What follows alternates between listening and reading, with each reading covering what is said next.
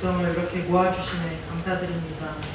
무더운 날이지만 이렇게 시원한 예배의 자리를 주께서 준비해 주시네 감사드립니다.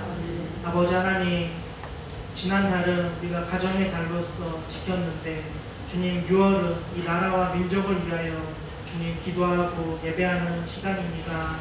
주님 가정을 넘어 이 나라를 기도하며 나아갈 때에 주님 우리의 마음을 주님 이 나라가 주의 나라가 되게 하여 주시옵소서. 라는 마음으로 주님 나아가게 하여 주시옵소서.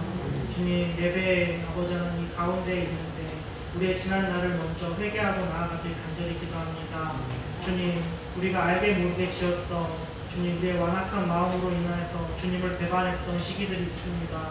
주님 그 마음들과 주님 우리의 행동들을 주님 회개합니다. 예수 그리스도의 보혈로 깨끗게 하여 주시옵시고 눈과 같게 희게 하여 주시옵소서.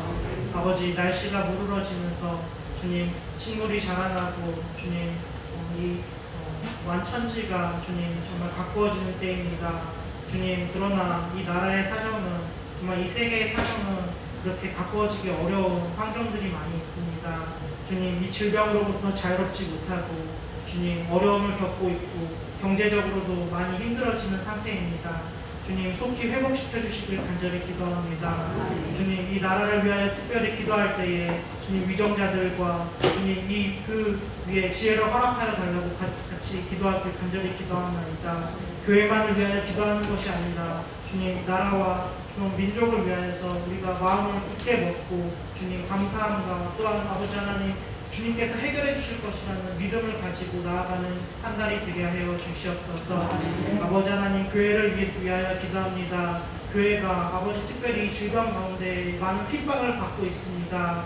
주님 물론 우리가 조심해야 되는 것들이 있겠지만 유난히 이 교회를 향하여 날선 정말 언론의 비판들이 많이 있고 있습니다. 주님 이때에 우리가 지혜롭게 대처하게 하여 주시옵시고 주님 특별히 이때에 교회가 할 일을 하면서도 주님 지킬 것을 지키면서도 주님 이 나라와 그리고 이 세계를 위하여서 주님 주의 사랑을 베풀 수 있는 귀한 교회 되게 하여 주시옵소서.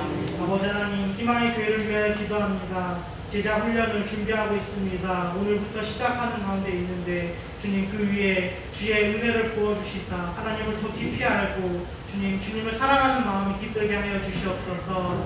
그리하여서 아버지 남자 성도님들 가운데에 하나님을 사랑하고 이웃을 사랑하고 주님 그리하여서 그 삶이 회복되고 주님 그 분들로 인하여서 주변의 삶이 아버지 하나님의 정말 나라로 바뀌어지는 귀한 시작의 자리가 될 수 있도록 인도하여 주시옵소서. 아버지 이 시간 말씀을 듣습니다. 말씀 가운데에 주님의 은혜가 허락하여 주시옵시고 모든 성도님들 가운데에 겸손한 마음과 듣는 귀를 허락하여 주시옵소서. 아버지 말씀을 전하시는 목사님 가운데에 먼저 하나님의 은혜가 가득히 먼저 임하기를 간절히 기도합니다. 아버지 하나님 그 은혜가 풍성하여져서 모든 성도님들 가운데 함께 나눠질 수 있는 귀한 자리가 되게 하시고 입술의 지혜를 더하여 주셔서 주님 듣는 이로 하여금 그리고 말하는 이로 하여금 서로 은혜가 되고 아버지 하나님 서로 힘이 되는 귀한 말씀의 시간 될 수 있도록 인도하여 주시옵소서. 모든 것들 주님 앞에 올려드리며 살아계신 우리 주 예수 그리스도의 이름으로 기도드렸사옵나이다. 아멘.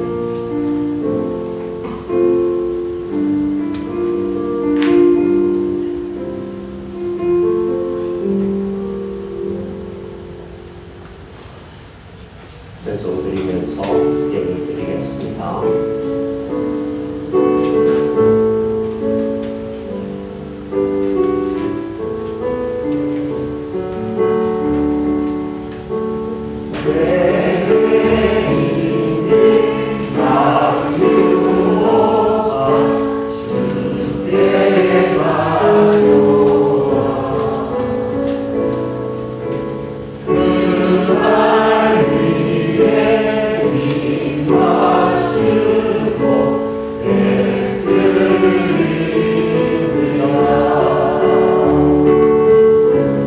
주님 다시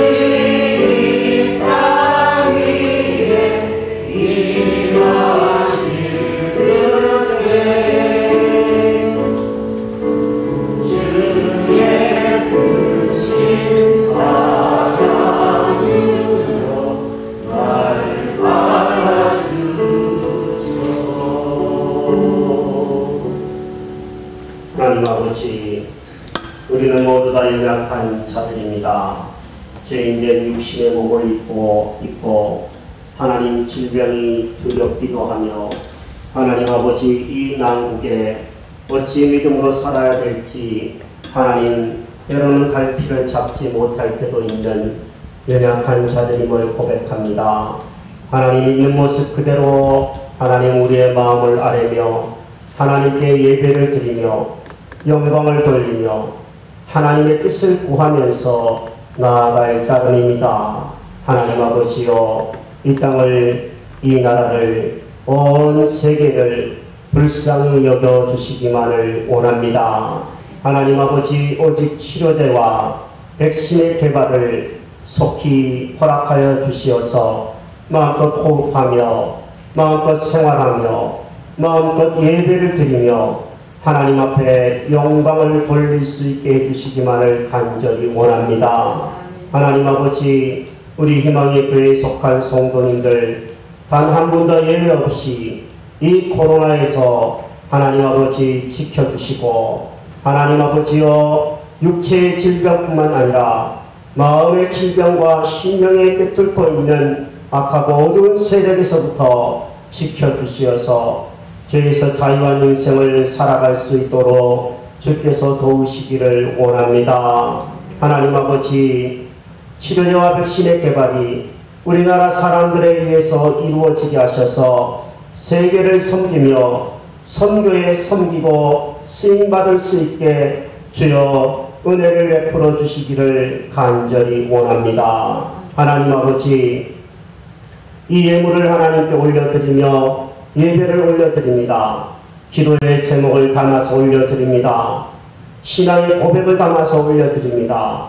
주님이 받으시고 하나님 복 내려 주시기를 원합니다. 하나님 아버지 사업터와 일터의 복을 주시어서 여호와를 경외하는 자가 이때에 받을 수 있는 손의 복을 허락하여 주시고 가정이 화목하며 서로를 귀히 여기는 복을 허락하여 주시고 교회 안에서도 아버지 하나님 서로를 사랑으로 바라볼 수 있는 주님의 눈을 우리 모두 갖게 해 주시기를 간절히 원합니다.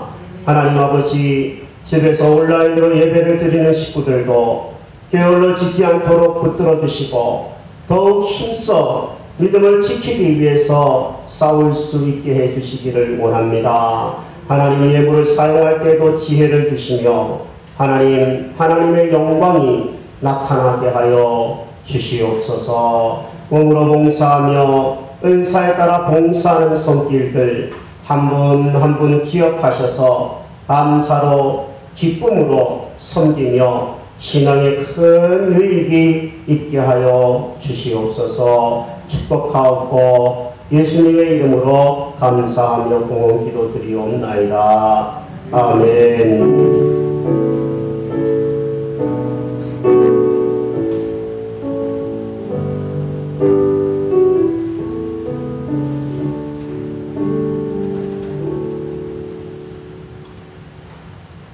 네, 우리 서로 인사하도록 하십시다. 반갑습니다. 네, 건강하십시오. 안녕합니다. 네. 6월달이 시작이 되었습니다. 특히 어려움에 있는 우리나라와 민족을 위해 기도를 많이 하는 한 달이 되었으면 좋겠습니다. 수고하고 애쓰는 분들이 많습니다. 그분들을 위해서 축복하고 기도하는 한 달이 되기를 원합니다. 예배 후에는 정기 재직회로 모입니다. 재직들만 모이기보다는 온 성도가 함께 참여했으면 좋겠습니다. 상반기 결산으로 간략하게 모일 수 있을 것 같습니다. 코로나19의 사태가 조금 확산되는 기운이 있습니다.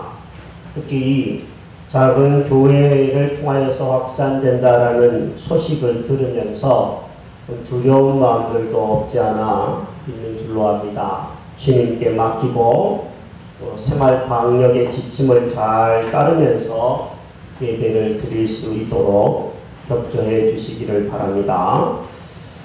코로나19 사태로 인해서 점심 식사를 재개하려고 했었는데 당분간 더 쉬어야 될 것 같습니다. 주일 점심 식사는 오늘 재집회 때 좀 의논을 하겠지만 상황을 더 지켜본 후에 결정하도록 하겠습니다. 오후 예배는 가정에서 드리시기 바랍니다. 요한 1서 3장과 4장을 읽고 기도해 주시기를 바랍니다. 그동안 5월달에 추억의 가족 사진을 게시해 주신 분들이 있습니다. 제가 숫자를 세어보니까 12가정이 사진을 게시해 주셨더라고요. 사진을 게시해 주신 분들에게 선물을 자그마하게 준비했습니다. 가실 때 사진과 선물을 꼭 챙겨가셨으면 좋겠습니다. 남자 제자 훈련 오늘 재직회 후부터 시작합니다. 기도해 주시기를 답을 드립니다. 하나님의 말씀입니다. 요한복음 13장 31절부터 35절까지 말씀입니다. 신약 성경의 171쪽입니다.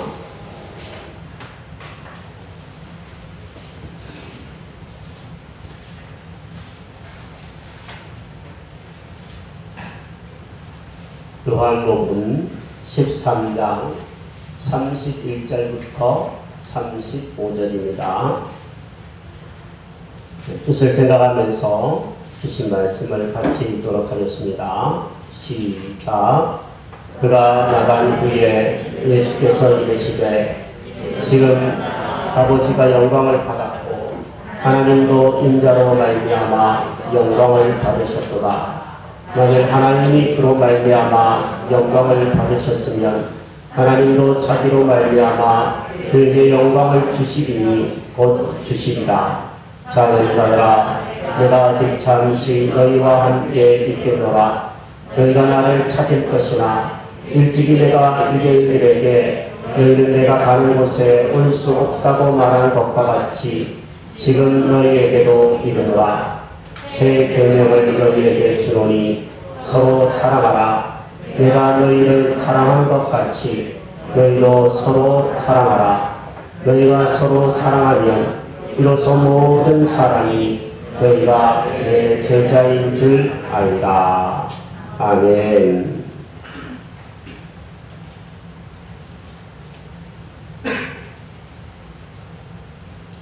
우리는 지난 5월달 5주 동안 하나님은 사랑이시라 라고 하는 주제를 가지고 5가지 사랑의 언어에 대해서 말씀을 살펴보았습니다. 격려하는 말, 함께하는 시간, 봉사, 선물, 신체적 접촉, 이 5가지의 주제를 가지고 하나님이 이렇게 우리를 사랑하신다라는 것과 또 우리 사람들도 우리들도 이러한 모습들로 가장 다양하게 이웃사랑과 하나님께 사랑을 드리는 것을 살펴보았습니다. 저는 한 달 동안 하나님의 이 사랑 시리즈를 준비하면서 제가 2가지 정도 깨달은 것들이 있는 것 같아서 여러분에게 먼저 나누고 싶습니다. 먼저는 말씀을 준비하면서 저 자신을 조금 더 이해할 수 있었던 시간이었습니다.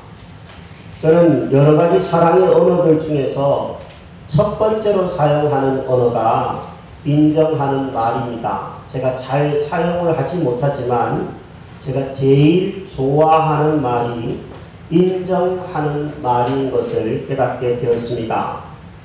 저의 2번째 사랑의 언어는 함께하는 시간이라는 것도 많이 깨달았던 시간이었습니다. 저는 하나님의 말씀을 읽고 그 말씀을 묵상하면서 하나님이 사랑이신 것을 많이 느낄 수가 있는 사람입니다. 물론 가족들과 우리 성도님들로부터 격려의 말을 들으면 또한 기분이 좋아서 더 열심히 사역할 수 있는 계기가 되기도 합니다. 이렇게 격려의 말은 저에게 아주 중요한 사랑의 언어라는 것을 알게 되었습니다. 그리고 강대상 앞에서 하나님과 함께 하는 그 시간을 그 어떤 시간보다도 우선하며 사모하고 있는 자신을 발견할 때 저의 두 번째 사랑의 언어는 함께하는 시간이구나 라는 것을 깨닫게 되었습니다. 또 하나 깨달은 것을 이해할 수 있게 된 것이 있다면 제 자신을 더 이해할 뿐만 아니라 함께하는 가족들을 조금 더 이해할 수 있는 시간이 되었다라는 것입니다. 가령 제 아내의 제1의 사랑의 언어는 격려하는 말이고 제2의 사랑의 언어는 봉사라고 아내를 통하여서 확인을 하게 되었습니다. 저는 하나님의 사랑 시리즈 설교를 준비하면서 아내의 사랑의 언어 중에 봉사라고 하는 사랑의 언어를 이해하고 아내의 언어를 가지고 사용하기를 힘썼습니다.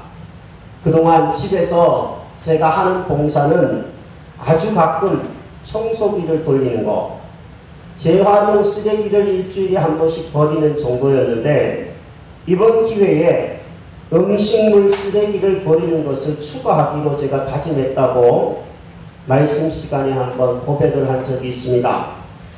말한 것이기 때문에 성도님들 앞에서 또한 결심한 것이기 때문에 요즘 냄새나는 음식물 쓰레기를 버리려고 굉장히 노력하고 있습니다.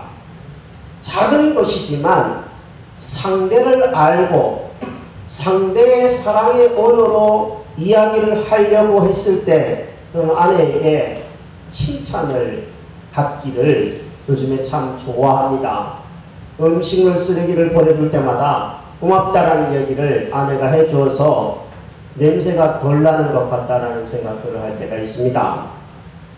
자녀들에 대해서도 자녀들이 이제 크니까 과연 어떤 것을 기대하고 어떤 사랑을 기대하는지 이제 잘 모르게 되는 것 같아요. 어릴 때보다는. 그래서 직접 다 큰 우리의 자녀들을 향하여서도 사랑의 언어가 무엇인지를 직접 물어보는 시간도 가져보았습니다. 내 곁에 있는 사람, 나의 가까이 있는 사람, 내가 잘 알고 있다고 생각하는 그 사람들을 어떻게 사랑할 수 있을지를 알아가는 귀한 시간이 된 줄로 압니다. 50년 동안 같이 부부로 지낸 나이가 많이 드신 할아버지 할머니가 있었습니다. 이 부부는 50년 동안 부부 생활을 했기 때문에 눈빛만 봐도 목소리만 들어도 서로를 잘 알았습니다. 그런데 이 가정에 생선이 식탁 위에 오르는 경우들이 있었는데 생선이 식탁 위에 오를 때마다 한 가지 습관들이 있었다고 합니다. 할아버지는 생선 머리를 할머니에게 늘 주었다고 해요. 그런데 할머니는 생선 머리를 맛있게 먹었답니다. 반면에 할머니는 생선 꼬리를 할아버지에게 늘 건넸다고 합니다. 그러면 할아버지는 생선 꼬리를 맛있게 먹었대요. 그런데 정작 참 재미있는 것은요, 할아버지가 좋아하는 생선의 부분은 생선 머리였다라는 것이고요. 할머니가 좋아하는 생선의 부분은 생선 꼬리였다라는 것이 놀랍습니다. 50년 동안 서로 어떤 부분을 자기가 좋아하는지를 이야기하지 않고 저 사람이 이 부분을 좋아하겠거니 내가 좋아하니까 라고 생각하면서 서로를 섬긴답시고 이렇게 하다가 보니 나중에는 그것이 그냥 굳어져 버렸다는 얘기입니다. 여러분, 우리는 같이 살고 있는 사람, 또한 교회에서 옆에서 앉아서 같이 예배를 드리는 사람을 무척 잘 안다고 생각합니다. 그러나 그것은 착각입니다. 우리는 나 자신을 조금 더 알아가야 되고 나와 주변에 함께 있는 사람들을 더 잘 알아갈 때에만 더 사랑할 수가 있게 됩니다. 여러분은 과연 제1의 사랑의 언어가 무엇입니까?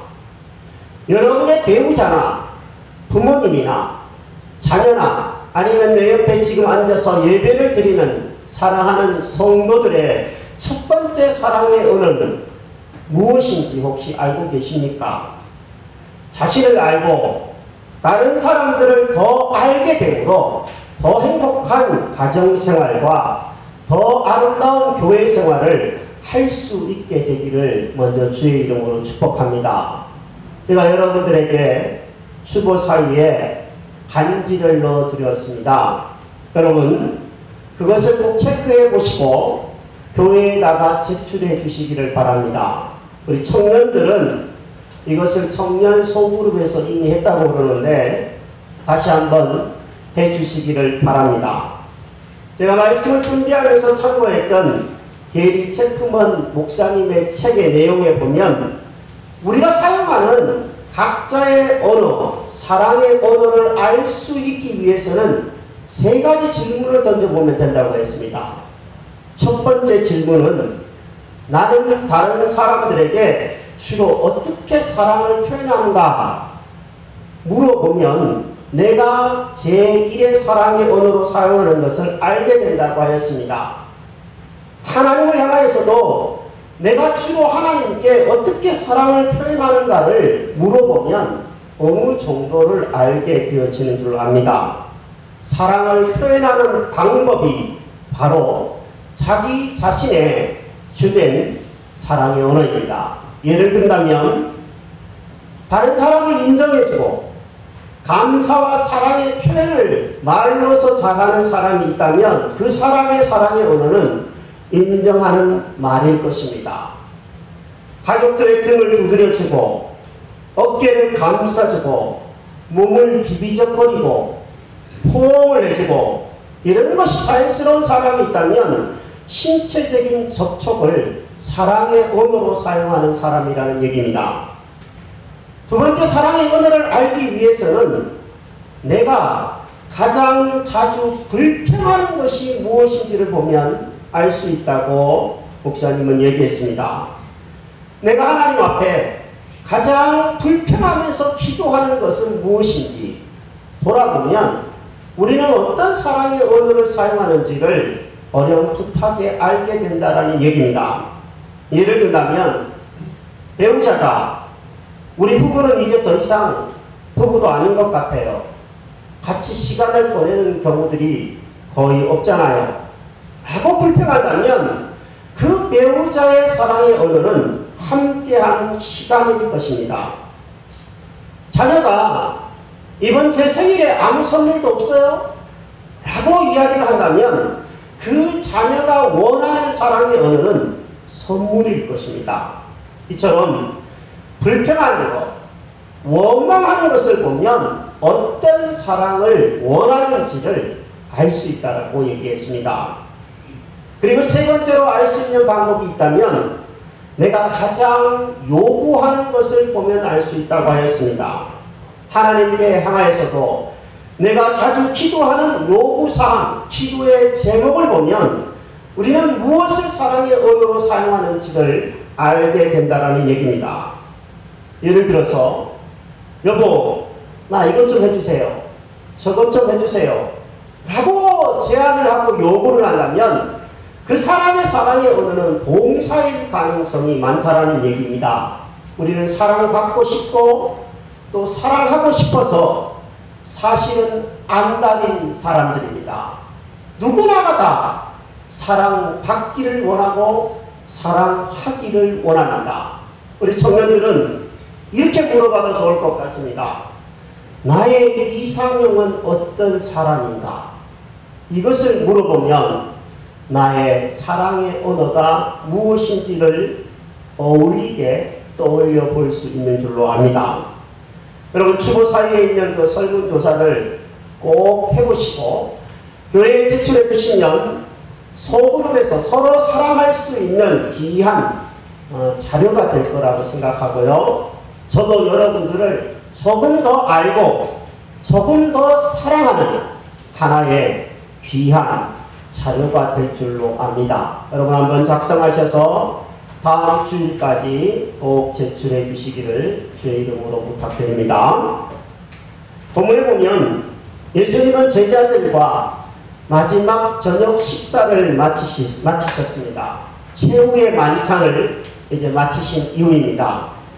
그리고 가룟 유다는 예수님을 팔기 위해서 바깥으로 나갑니다. 그때 예수님께서는 남은 11명의 제자들을 향하여서 이렇게 말씀하셨습니다. 31절과 32절입니다. 지금 인자가 영광을 받았고 하나님도 인자로 말미암아 영광을 받으셨도다. 만일 하나님이 그로 말미암아 영광을 받으셨으면 하나님도 자기로 말미암아 그에게 영광을 주시리니 곧 주시리라 말씀하고 있습니다.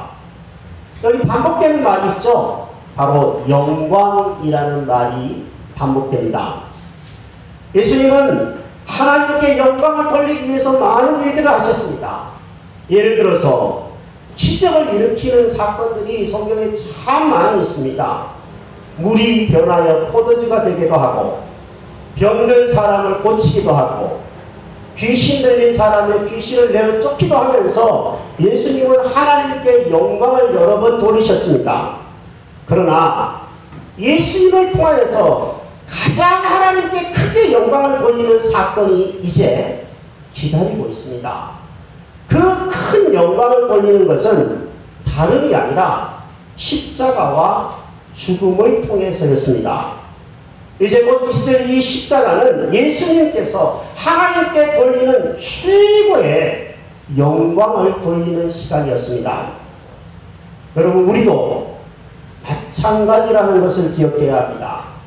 여러분과 제가 아주 큰 일을 하면서 하나님께 귀한 선물을 드리면서 하나님께 영광을 돌릴 수도 있을 거라고 생각합니다. 그것도 하나님의 영광이겠죠. 그러나 우리가 더 크게 하나님께 영광을 돌리는 길이 있습니다.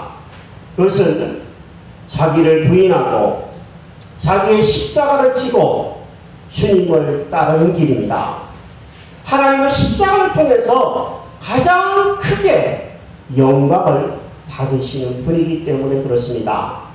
정과 욕심대로 하지 않고 내 생각대로 하지 않고 하나님의 뜻을 따라서 자기를 부인하며 자기의 십자가를 지고 주님을 따르는 사람을 주님은 오늘도 찾고 계신 줄로 압니다.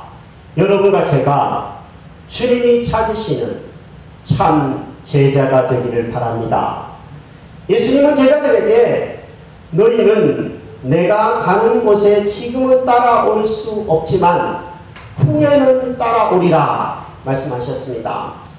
지금은 너희들이 나의 길, 이 십자가의 길을 따라오는 것이 어려울지 모르겠지만 후에는 따라오게 될 것이라고 말씀하셨습니다. 그러면서 예수님이 제자들에게 세 계명을 주셨습니다. 34절입니다. 세 계명을 너희에게 주노니 서로 사랑하라. 내가 너희를 사랑한 것 같이 너희도 서로 사랑하라. 여러분, 세 계명을 주님은 주셨습니다. 그런데 성경을 읽어보면요, 이웃을 사랑하라는 계명은 예수님이 첫 번째로 하신 계명이 아닙니다. 구약 성경을 읽어봐도 여러 부분에서 하나님은 이웃을 사랑하는 계명을 이미 주셨습니다.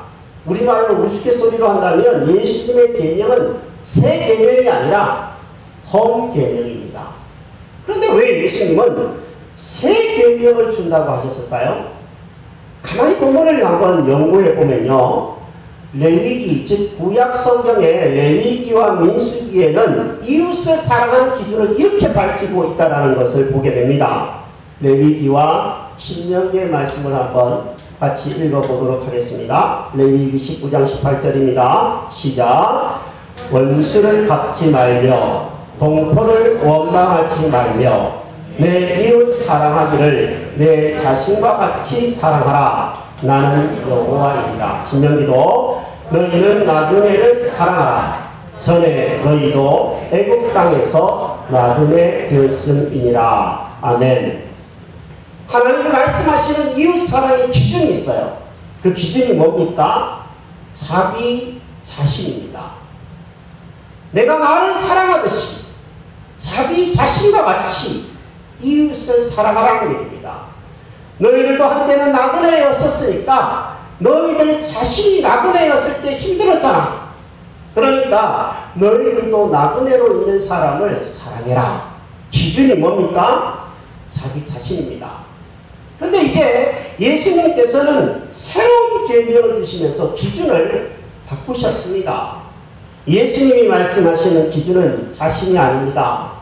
예수님이 말씀하시는 기준은 바로 예수님 가치입니다. 34절 말씀에 보면 내가 너희를 사랑한 것 같이 너희도 서로 사랑하라. 주님이 기준을 완전히 새롭게 하시면서 이같이 서로 사랑하라 하셨기 때문에 이것은 새 계명이 아닐 수가 없습니다. 여러분, 우리가 예수님의 제자로 주님의 부름을 받은 사람으로서 산다라는 것이 어떻게 사는 것이 주님의 제자로 사는 것일까요? 여러 가지가 있을 수 있겠죠. 어떤 사람은 낮아져서 허리를 숙이며 봉사하는 봉사하는 삶을 살면서 나는 예수님의 제자가 이렇게 되어져 갈거야. 예수님처럼 발을 씻어주듯이 이웃을 위해 봉사할 거야. 이럴 수도 있을 것입니다. 그리고 어떤 사람은 예수님의 제자는 무엇보다도 복음을 전하는 사람이 아닐까라고 생각하면서 전도하려고 할 수도 있을 것입니다. 저는 전도하는 사람이나 봉사하는 사람이나 다 예수님의 제자가 되려고 노력하는 사람인 것을 믿습니다. 하지만 가장 그 어떤 것보다도 예수님의 제자라고 할 수 있는 사람의 표지가 있다면 그것은 예수님같이 이웃을 사랑하기를 힘쓰는 사람일 것입니다.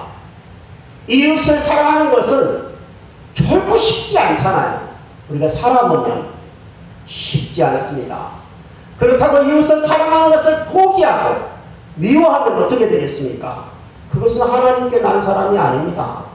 그것은 살인을 하는 사람이라고 성경이 엄하게 얘기하고 있습니다. 그러므로 예수를 믿는 우리가, 예수님의 뒤를 따라가는 우리가 포기할 수 없는 것이 있는데 그것은 바로 서로 사랑하는 이 제자도를 중요하게 여기는 것입니다. 오늘부터 남자 성도님들 대상으로 제자 훈련을 시작합니다. 왜 남자들만 합니까, 목사님? 목사님은 남자만 좋아하시는 것 같아요. 가끔 그런 얘기를 제가 한두 번 들었는데 제가 남자라서 남자만 좋아하는 게 아닙니다. 제가 여성도님들 상당히 좋아합니다. 가을에는 꼭 우리 여자 성도님들과도 훈련을 같이 할 수 있기를 저는 기도하고 준비하고 있습니다. 제자 훈련은 예수님을 닮아가는 훈련입니다. 어떻게 우리가 예수님을 완벽하게 닮을 수 있겠습니까? 저는 그렇게 가르치는 것이 저에게는 불가능한 일이라고 생각이 되어집니다. 하지만 조금이라도 주님을 닮으려고 노력하는 훈련을 할 수가 있는 줄로 압니다. 예수님은 승천하시기 전에, 부활하시고 나서 제자들 곁을 떠나서 하늘로 올라가시기 전에 제자들에게 마지막으로 남기신 말씀이 이것이었습니다. 마태복음 28장 19절부터 20절입니다. 하늘과 땅의 모든 권세를 내게 주셨으니 그러므로 너희는 가서 모든 민족을 제자로 삼아 아버지와 아들과 성령의 이름으로 세례를 주고 내가 너희에게 분부한 모든 것을 가르쳐 지키게 하라. 볼지어다 내가 세상 끝날까지 너희와 항상 함께 있으리라 하시니라. 주님은 유언처럼 이 말씀을 남기셨습니다. 저는 목회자로서 교회를 세우는 순간부터 지금까지 제자 훈련을 할 수 있을 때도 있었고 하지 못할 때도 있었지만 늘 성경 앞에서 성도님들과 함께 예수님 닮아가는 이 훈련을 하는 것이야말로 목회의 본질임을 깨달으면서 사역을 해왔습니다. 제자를 삼으라 라고 말씀하신 분은 제가 아니라 예수님이기 때문에 그렇습니다. 이번 제자 훈련을 통해 무엇보다도 우리 참여하시는 훈련생들이 주님과 같이 서로 사랑하는 것을 배울 수만 있다면 저는 더 이상 바랄 것이 없다고 생각이 되어집니다. 코로나의 시대에 모이게 됩니다. 예배를 드리는 것도 사실은 쉽지 않은데 훈련을 한다는 것 상당히 부담스러운 일이 아닐 수가 없습니다. 그러나 방역 수칙을 잘 지키면서 넓은 공간에서 가능하면 마스크를 착용하고 훈련에 임할 생각입니다. 제자훈련생들이 제가 일주일 동안 내내 기도한 제목이 이것이라는 것을 기억하셨으면 좋겠습니다. 하나님, 함께 사랑하면서 이전보다 갑절이나 행복하게 해주시고 함께 예수님 앞에서 자라가면서 이전보다 갑절이나 신앙의 기쁨이 더해지게 하옵소서. 이게 기도의 제목으로 매일 기도했던 제목입니다.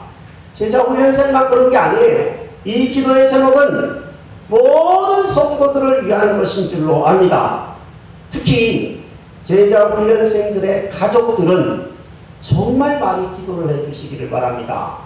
악하고 어두운 세력이 틈타지 못하도록 온 성도님들이 이 훈련생들을 위해 기도해 주셨으면 좋겠습니다. 간절히 주님의 이름으로 부탁을 드립니다. 저는 나이 30에 젊은 나이에 신학대학원을 졸업하고 이제 목회의 일선에 접어들었습니다. 젊은 시절 목회를 하기 전에 제가 섬겼던 교회의 목사님은 제자훈련을 아주 잘 가르치시는 분이셨습니다. 저에게 서울에 있는 제기동에 가서 제자훈련을 받을 것을 권면하셨습니다. 당시 저는 전도사, 강도사, 목사, 안수를 받기 직전이었거든요. 신학의 수업을 마쳤는데도 제자훈련을 받기를 권면하셔서 저는 제기동까지 매주 월요일날 혹은 목요일날 밤에 가서 4시간 동안 훈련을 받았습니다. 제기동까지 가는 데만 해도 1시간 반, 2시간이 걸렸습니다. 오고 가는데 4시간, 훈련 받는데 4시간, 일주일에 8시간을 왔다 갔다 훈련을 받았습니다. 제가 자랑할 수 있는 게 하나 있어요. 딱 결석을 2번 했다라는 겁니다. 2번밖에 안 했다라는 것을 늘 제가 자랑 삼아 얘기를 합니다. 제가 같이 훈련을 받았던 사람들은요, 목사님들이 아니었습니다. 당시 그 훈련은 직장인들을 위해서 받는 훈련이었습니다. 그러니까 저는 전도사, 강도사로서 성도님들과 함께 훈련을 똑같이 받았다라고 얘기할 수 있습니다. 그때 받았던 그 은혜, 그때 하나님이 주셨던 사랑, 깨닫게 해주셨던 그 은혜가 만약에 없었다면 목회자로서 지금처럼 그래도 바른 길을 가려고 하는 것은 저는 쉽지 않았을 거라는 생각들을 늘 합니다. 근데 제가 받았던 은혜와 사랑을 조금이라도 이번에 훈련생들이 깨달을 수 있고 누릴 수 있다면 참으로 좋겠습니다. 저는 제자훈련생들 뿐만 아니라 이 자리에 참여하신 또 온라인으로 예배를 드리는 모든 성도가 하나님이 사랑이시라는 것을, 최고의 그 사랑을 보여주는 십자가의 그 사랑을 더 알게 되기를 원합니다. 십자가야말로 하나님의 사랑을 증명하고 보여주는 최고의 도구이기 때문에 그렇습니다. 예수님은 십자가에서 말씀하셨습니다. 아버지여, 저들의 죄를 사하여 주옵소서. 말로서 따뜻하게 그 죄인들을 후려치지 않으시고 격려하시면서 품으셨습니다. 예수님은 십자가의 죽음으로 우리를 위한 위대한 봉사를 하셨습니다. 예수님은 십자가를 지심으로 저와 여러분들에게 죄의 용서와 영생을 선물로 주셨습니다.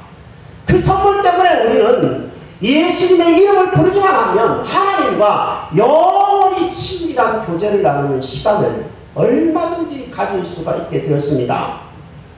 예수님은 십자가의 상에서 내가 너를 이와 같이 이처럼 사랑한다면서 두 팔을 벌리시면서 우리를 안아주시려고 하시고 계십니다. 사랑하는 여러분, 우리가 그저 손을 벌려 예수님의 십자가의 사랑을 받아들이기만 한다면 저와 여러분들에게는 영생이 주어지고 평안이 주어질 것입니다. 여러분, 주님이 내미시는 손을 절대 놓지 마시기를 바랍니다. 만일 우리가 예수님의 사랑을 거절한다면, 계속 예수님의 사랑을 얘기하는 대로 거부하고 결국 돌아서게 된다면 결국 그 사람은 하나님의 심판을 면할 수가 없게 될 것입니다. 주님을 꼭 붙들고 그 십자가에서 손 벌리신 주님의 손을, 내미시는 손을 꼭 잡고 여러분 남은 생의 믿음 생활할 수 있게 되기를 주의 이름으로 축복합니다. 말씀을 마무리합니다. 하나님의 사랑은요, 먼저 해주신 사랑입니다. 우리가 하나님을 먼저 사랑한 것이 아닙니다. 하나님이 먼저 우리를 사랑하셨습니다. 요한일서 4장 19절에 보면 우리가 사랑하면 그가 먼저 우리를 사랑하셨습니다. 돌아가신 어머니의 말씀이 가끔씩 생각나는데 어머니가 저에게 해주었던 말 중에 이런 말이 있었습니다. 사랑은 내리사랑이지 치사랑은 없는 법이다 라고 늘 얘기하셨습니다. 무슨 말입니까? 부모가 자녀를 더 사랑하는 것입니다. 먼저 사랑하는 것입니다. 위에 있는 형제가 아래에 있는 형제를 먼저 사랑하는 것입니다. 그것이 내리사랑입니다. 하나님이 내리사랑을 해주신 겁니다. 하나님은 먼저 우리를 사랑하셔서 둘도 없는 걸작품으로 이 세상에 나와 똑같은 사람이 없는 작품으로 여러분과 저를 창조하셨습니다. 사랑이십니다. 하나님은 먼저 우리를 사랑하셔서 2000년 전에 외아들 예수님을 이 땅에 내려보내셔서 십자가의 화목제물이 되게 하셨습니다. 먼저 우리가 알지 못하고 태어나지도 않았을 때 사랑해 주셨습니다. 오늘도 하나님께서는 우리를 먼저 사랑하셔서 성령의 감동으로 코로나의 이 시대에도 저와 여러분들을 이 자리로 이끄셨습니다. 그렇습니다. 하나님이 먼저 사랑해 주셨습니다. 그 사랑을 받은 우리가 하나님이 예수님을 통해서 보여주신 그 사랑과 같이 서로 사랑하라고 명하고 계십니다. 저는 몇 년 전에 제가 섬겼던 화평교회에서 임직식이 있다고 저를 불러서 임직 예배에 한번 참여한 적이 있습니다. 근데 그 임직식에서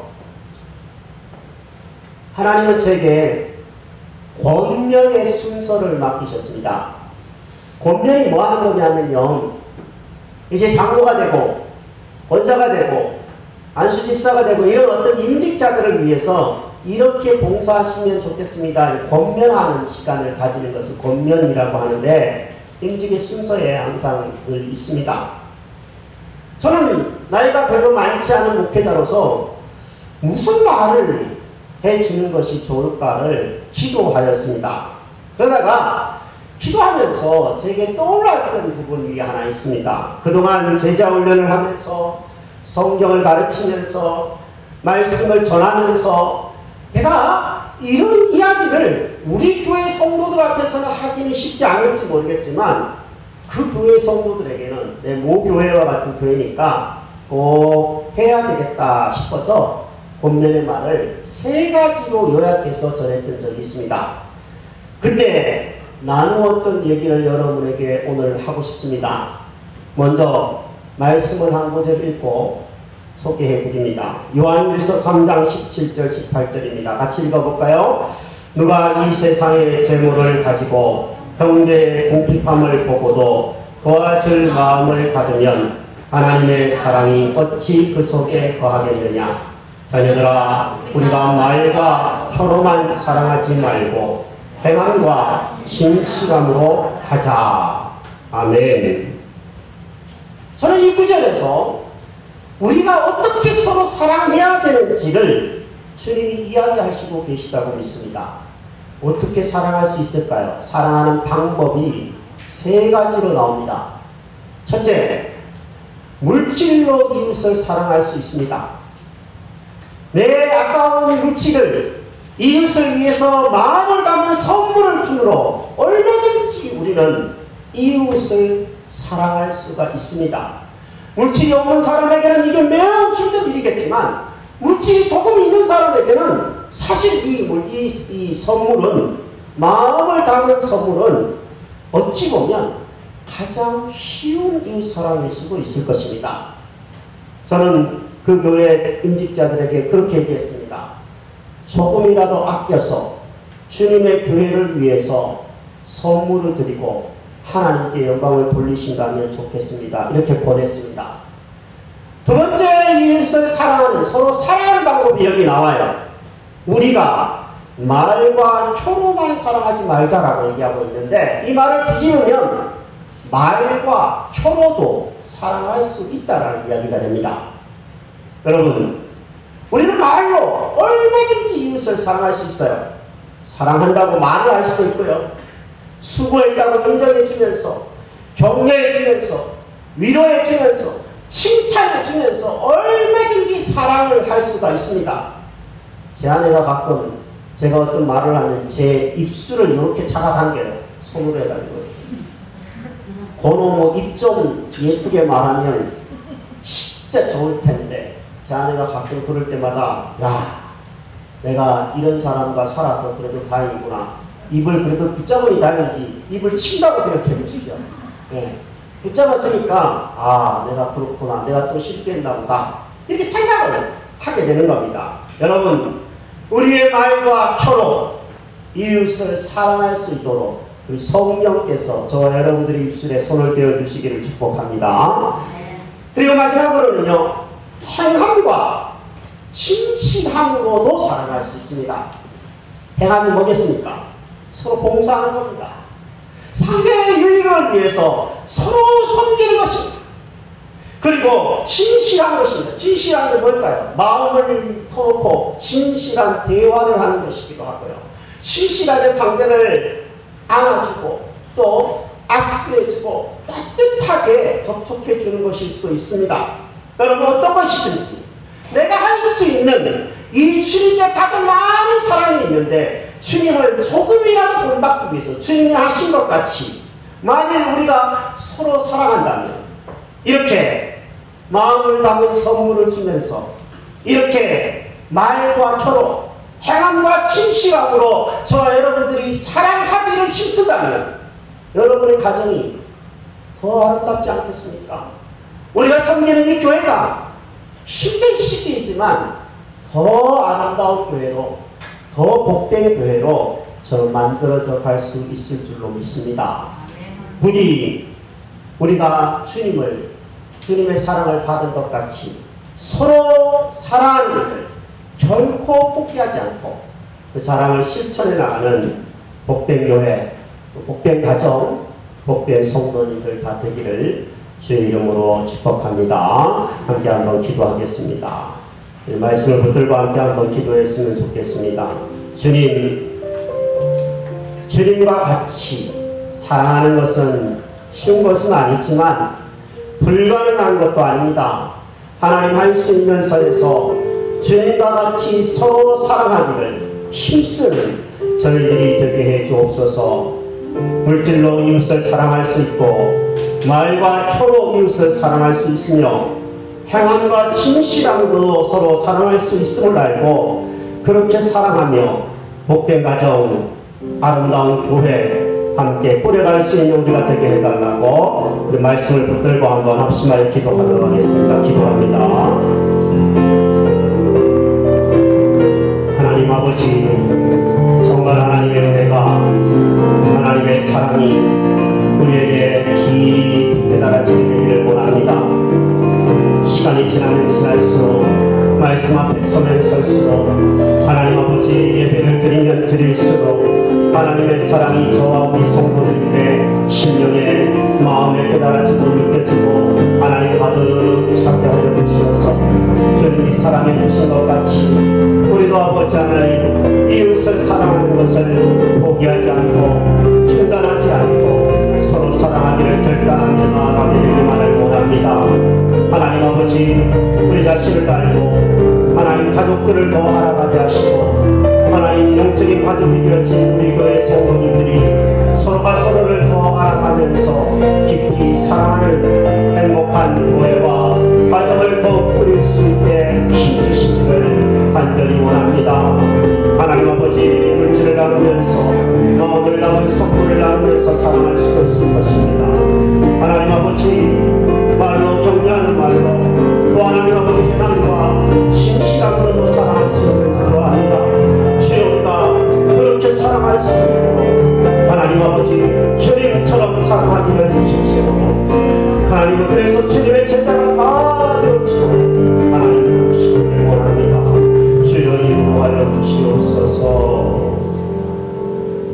사랑의 하나님 아버지, 우리가 알지 못하는 때부터 창세전부터 2000년 전부터 우리가 태어나기도 이전부터 지금까지 우리를 먼저 사랑하여 주신 것을 참으로 감사합니다. 하나님이 우리를 먼저 사랑해 주셨기 때문에 십자가에서 그 사랑을 확실히 보여주셨기 때문에 우리가 하나님의 사랑이신 것을 알고 서로 사랑하기를 포기하지 않고 힘쓰는 사람이 된 줄로 압니다. 하나님, 주님이 그렇게 하셨던 것 같이 서로 사랑하는 가족들이 되게 하시고 서로 사랑하는 성도들이 되게 하시고 하나님 아버지, 그래서 하나님이 원하시는 아름다운 교회로, 행복한 교회로, 천국을 맛보는 가정으로 하나님 아버지 더욱더 가꾸어 주시기를 간절히 원합니다. 하나님 아버지, 미움이 싹트지 않게 하여 주시고 악하고 어두운 미움의 마음들이 싹틀 때마다 십자가 앞에서 자신을 부인하며 자기의 십자가를 지며 엎드릴 수 있는 자들이 되게 하여 주시옵소서.